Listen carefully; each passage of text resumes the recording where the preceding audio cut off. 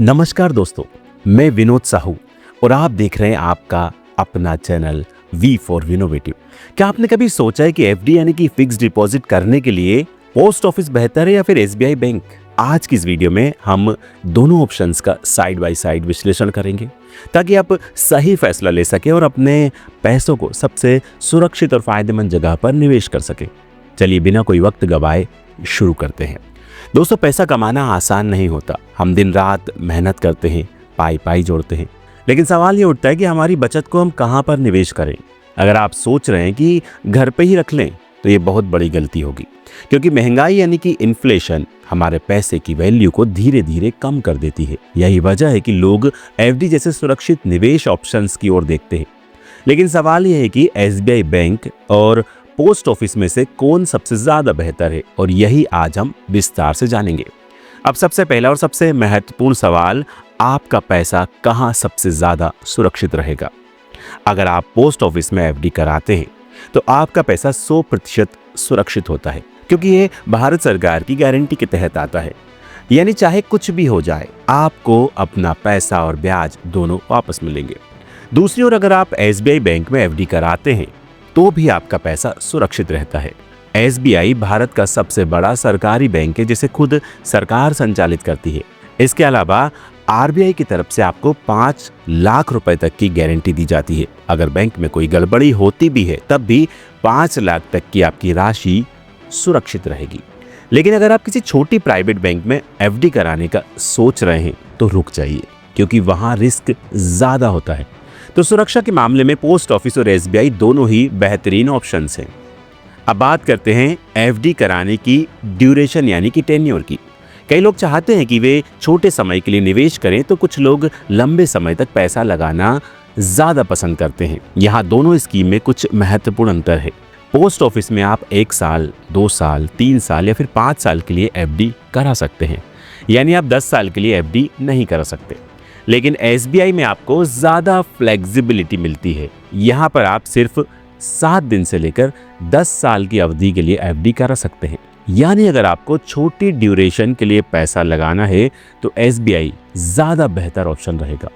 अब सबसे अहम सवाल, कहां पर सबसे ज्यादा ब्याज मिलेगा? तो आइए दोनों को कंपेयर करते हैं। पोस्ट ऑफिस एफडी ब्याज दर 2025 के बारे में आपको बताते हैं। 1 साल की एफडी पर 6.9% ब्याज, 2 साल की एफडी पर 7%, 3 साल की एफडी पर 7.1% और 5 साल की एफडी पर 7.5% ब्याज मिलता है। अगर हम एसबीआई की बात करें 2025 के लिए, तो 1 साल की एफडी पर 6.8%, 2 साल की एफडी पर 7%, 3 साल की एफडी पर 6.75%, 5 साल की एफडी पर 6.5%। जैसा कि आप देख सकते हैं कि पोस्ट ऑफिस की एफडी पर ब्याज दर एसबीआई से ज्यादा मिल रही है, खासकर 5 साल की एफडी पर। पोस्ट ऑफिस 7.5% दे रहा है, जबकि एसबीआई सिर्फ 6.5%। यानी अगर आप लंबी ड्यूरेशन के लिए निवेश करना चाहते हैं तो पोस्ट ऑफिस की एफडी आपके लिए ज्यादा फायदेमंद रहेगी। अगर आप सीनियर सिटीजन हैं या आपके घर में कोई वरिष्ठ नागरिक हैं तो उनके लिए पोस्ट ऑफिस की सीनियर सिटीजन सेविंग स्कीम सबसे बेस्ट है। इस स्कीम में आपको 8.2% सालाना ब्याज मिलता है, जो कि एसबीआई की एफडी से कहीं ज्यादा है। यानी अगर आपके माता पिता या दादा दादी निवेश करना चाहते हैं तो ये स्कीम उनके लिए एकदम परफेक्ट है।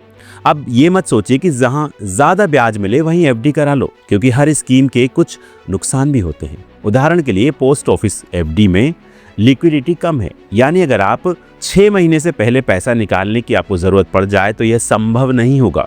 लेकिन एसबीआई में ऐसा कोई प्रतिबंध नहीं है। यहाँ आप 7 दिन के बाद कभी भी अपनी एफडी तोड़ सकते हैं, हालांकि कुछ पेनल्टी चार्ज लग सकता है।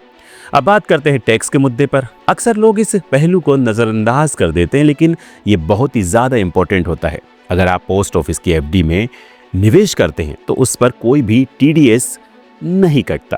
हालांकि आपको इस ब्याज को अपने इनकम टैक्स रिटर्न में दिखाना होगा, और अगर आप टैक्स स्लैब में आते हैं तो इस पर ब्याज भी देना होगा। वहीं एसबीआई की एफडी में अगर आपके ब्याज की सालाना आय 40,000 से ज्यादा हो जाती है तो बैंक पहले ही 10% टीडीएस काट लेता है। यानी अगर आप टीडीएस से बचना चाहते हैं तो पोस्ट ऑफिस की एफडी आपके लिए बेहतर साबित हो सकती है। तो दोस्तों, अब आपके पास पूरी जानकारी है। अब ये आपके ऊपर डिपेंड करता है कि आप अपने फाइनेंशियल गोल्स को ध्यान में रखते हुए सही फैसला लें।